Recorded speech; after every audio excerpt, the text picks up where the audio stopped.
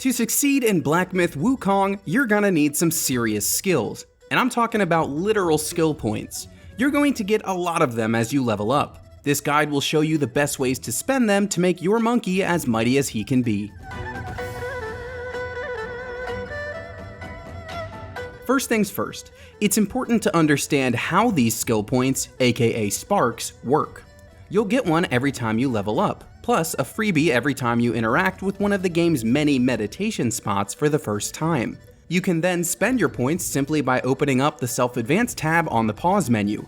Many options are available right from the start, so we'll make sure you don't get overwhelmed by telling you which ones to get first. Plus, some extra tips depending on your preferred playstyle. More skills unlock at certain points in the game or by reaching a specific character level. The number next to the skill indicates how strong you have to be before you can unlock it. And don't forget that you can respec at any time at the Keeper's Shrines. Now let's go over which skills you need to get at the very start.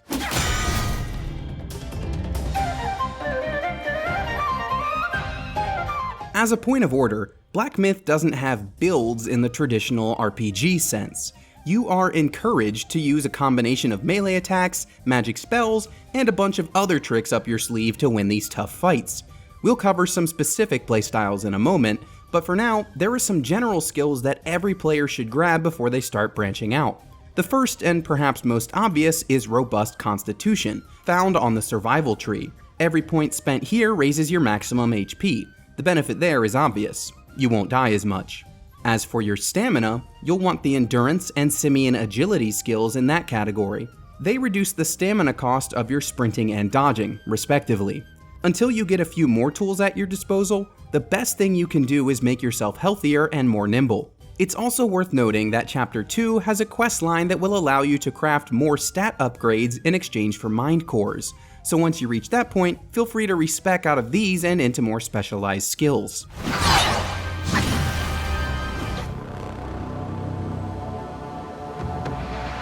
If you're all about those melee attacks, you need to raise that stamina even higher. The more you have, the more you can attack in succession and overwhelm your foes. Rampant Vigor under the survival skill tree will increase this meter every time you rank it up.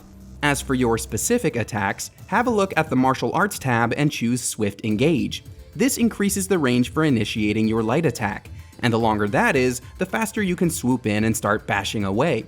Similarly, Effortless Finisher in the same skill tree increases the focus you'll gain on the second hit of a combo. You want to stack that meter quickly if you're looking to use your heavy attacks.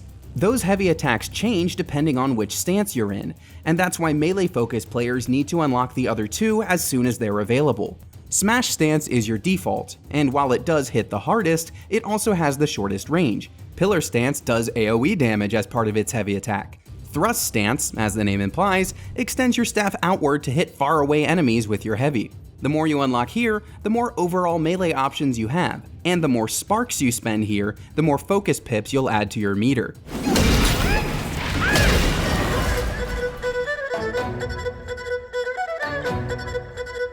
To reiterate, you can't really get by in Black Myth with a pure magic build. However, the game does have a handful of fun spells that you can use to spice up your fighting style. Once you unlock Immobilize after the Bullguard boss fight in Chapter 1, that's the ideal ability to focus on. This spell holds enemies in place for a limited time, letting you get in some free hits. Put points into the Crash skill, and you'll do extra damage when they're stunned. The Stagnation skill is also clutch. If you hit an enemy while they're stunned, the next time you hit them with Immobilize, they'll be stuck for even longer. This ability stacks, so it's absolutely vital for tough boss fights, especially when you need a breather. Black Myth also has a variety of transformations you can do, and once you start unlocking them, it's a good idea to put some points into the Evergreen skill under the transformation tree. This increases the might of all of those special forms, meaning you can stay in your monster body for longer. All of these magical abilities have cooldowns, but they still require mana to execute once they're primed. Make sure you invest in Spiritual Awakening under the survival skill tree to give yourself more mana to play with.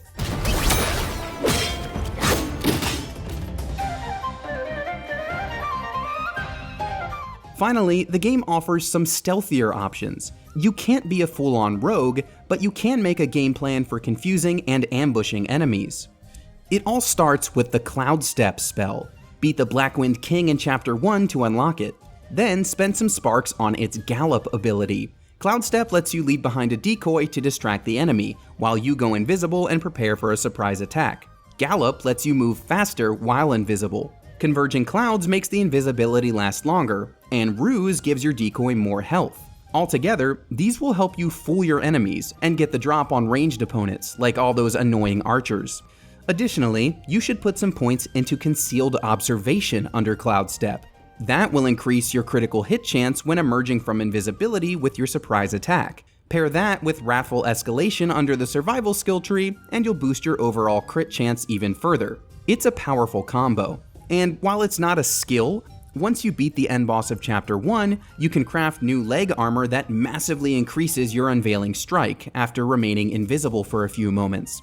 Combine this with the increased crit chance and invisibility we just recommended, and you'll deal considerable damage when you pop out. This guide should help you pop off as a better player too. Find the build that works best for you and go for it. For everything else Black Myth Wukong, swing on over to IGN.